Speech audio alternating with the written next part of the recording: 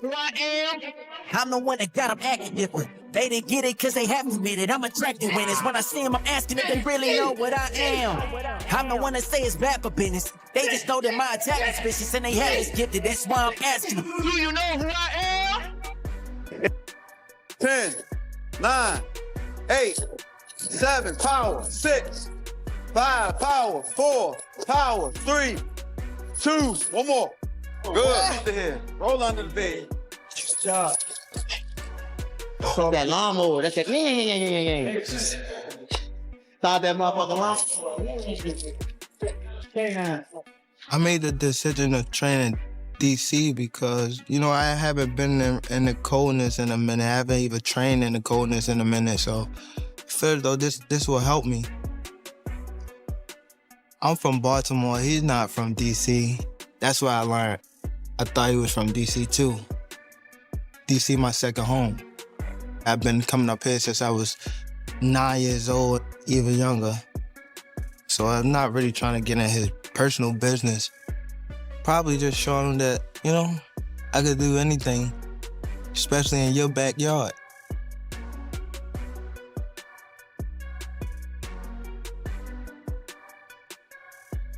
I don't want to lose. I hate losing. I know Tank hate losing. Lamont damn sure don't want to lose, so it's going to make for a good... Calvin Ford is pushing Gervonta Davis through a demanding training camp as he gears up for his return, focusing on refining every aspect of his game.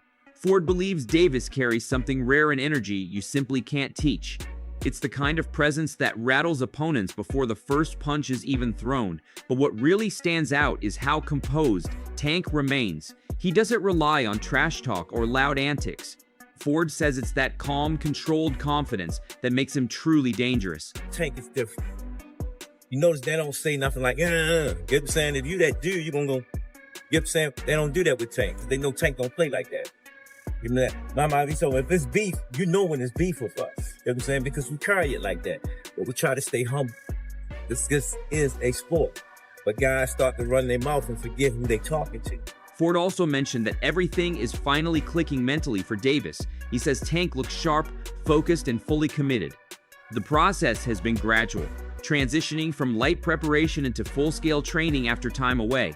According to Ford, the hunger is back, and the results are starting to show in every session.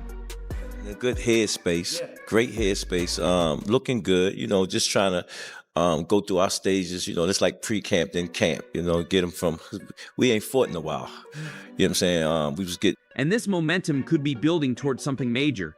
There's increasing buzz around a possible showdown between Gervonta Davis and Shakur Stevenson.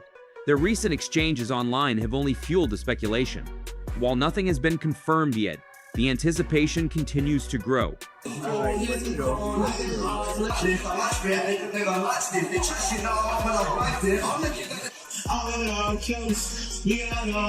At the same time, Shakur Stevenson isn't taking anything lightly. He's putting in the work on his end as well, staying ready in case the fight becomes official. He's maintaining focus and preparing as if the opportunity could come at any moment.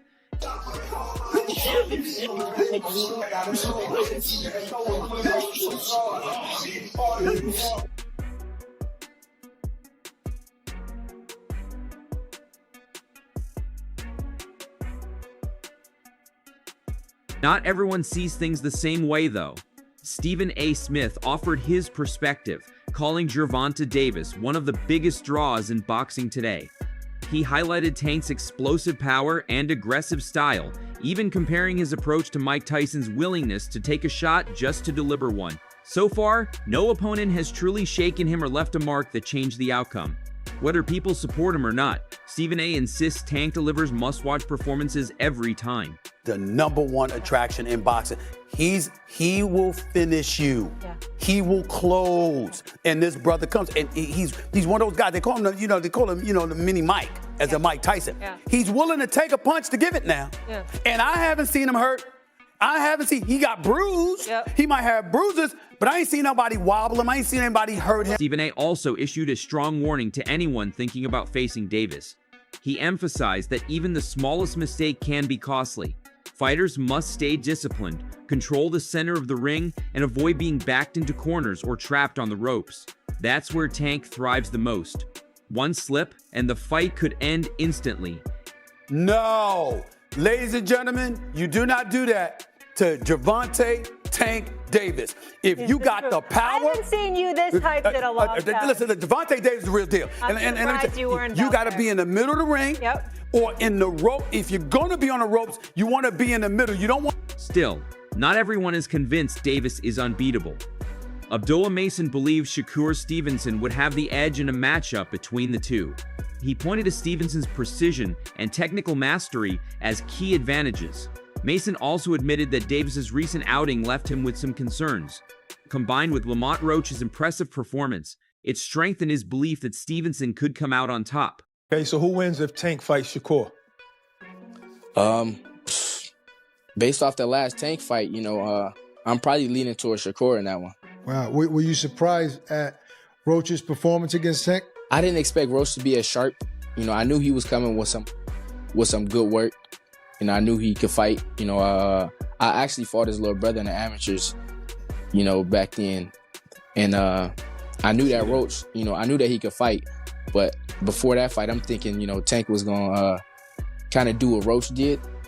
But Roach, I feel... Meanwhile, Davis himself doesn't seem overly enthusiastic about facing Stevenson. But Greg Hackett is strongly advocating for the fight, saying boxing needs matchups like this. He highlighted their contrasting styles as a recipe for an exciting clash that fans would love.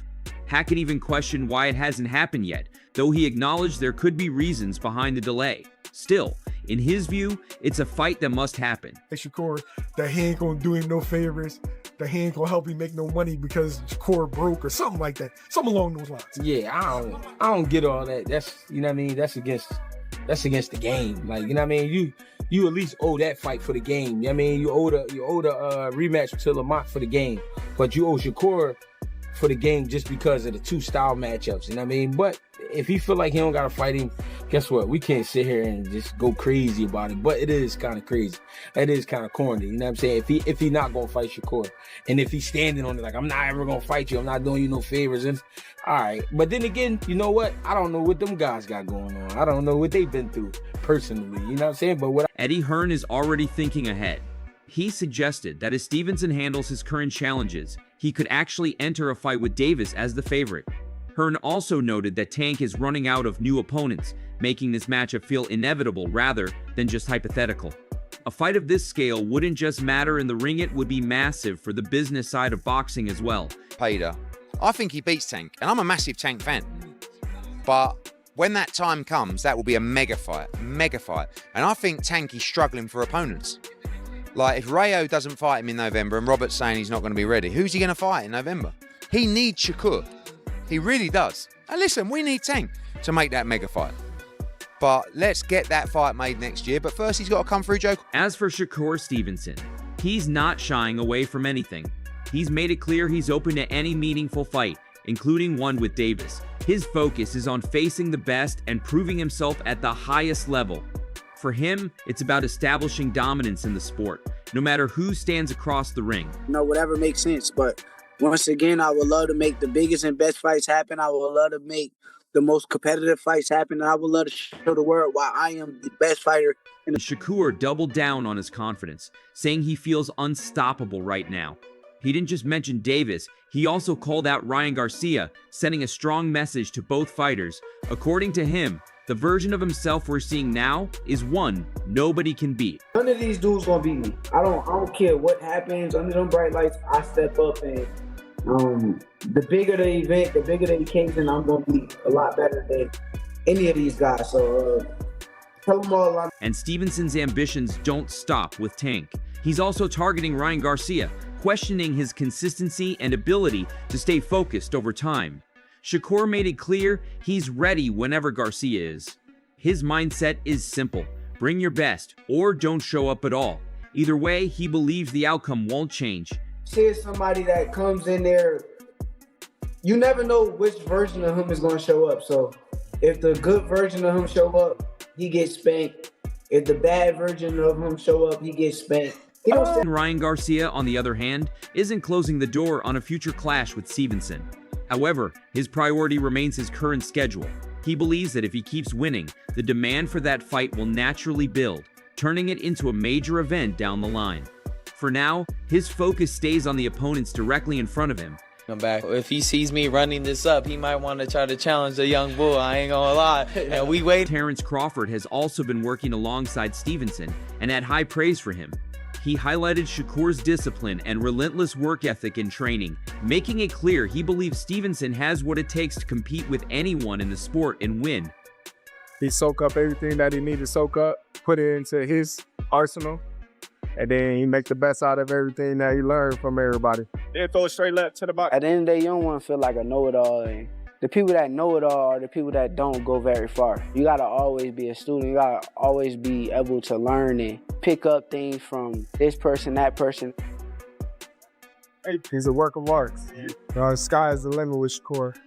He got the boxing skills and the ability to, do whatever he wants in the ring. And it's going to be very hard to beat Shakur, with the skills that he and the smarts that he has, and given the opportunity, I think he can pose a great threat to everybody in the division, and be the last man standing given the opportunity. Crawford didn't stop there. He also voiced frustration with the current state of boxing, calling out big names like Tank Davis, Shakur Stevenson, and Devin Haney. His main point was simple: the top fighters aren't facing each other often enough. Yeah, Shakur, yeah. Yeah, they should fight. Why they ain't fighting? I don't know. I think all of them should fight. I mean, you got Lopez, Teofimo, you got Lomachenko, you got Shakur, you got Tank, you got Garcia. You got 5 guys. That's a nice little. Devin Haney. Devin Haney, yeah. You got 6 guys. Don't nobody want to fight nobody? I don't know. I think they all should, be fighting each other. Well, so what we got going on? Kenny Ellis pushed back against criticism aimed at Davis, denying claims that he avoids tough opponents. He explained that many potential matchups fall apart because fighters move weight classes or decline offers. According to Ellis, Davis has always been willing to take on serious challenges, and he continues to stand behind him whether he fights again or not. Unfinished business, but you can't blame Tank because everybody moving up and moved out the weight class, people that you wanted to see him fight, you know what I'm saying? When they was there, they should have made it happen. Tank never ever ducked no smoke. You hear a lot of shit in the media, the park, he never ducked no smoke. Never. The shit that goes on behind the scenes, the ones that really duck, people got receipts on them ducking, it don't come out though, People been offered more than enough money that they ever made and still turn the fight down, but they get on this internet and talk like they want to fight them. But that's another whole story behind the scene, Tank never ducked no smoke. So if he stay retired, I support him. If he come back. Right now, Tank is fully focused. Shakur is ready for whoever comes next. The only real way to settle all the debate is inside the ring.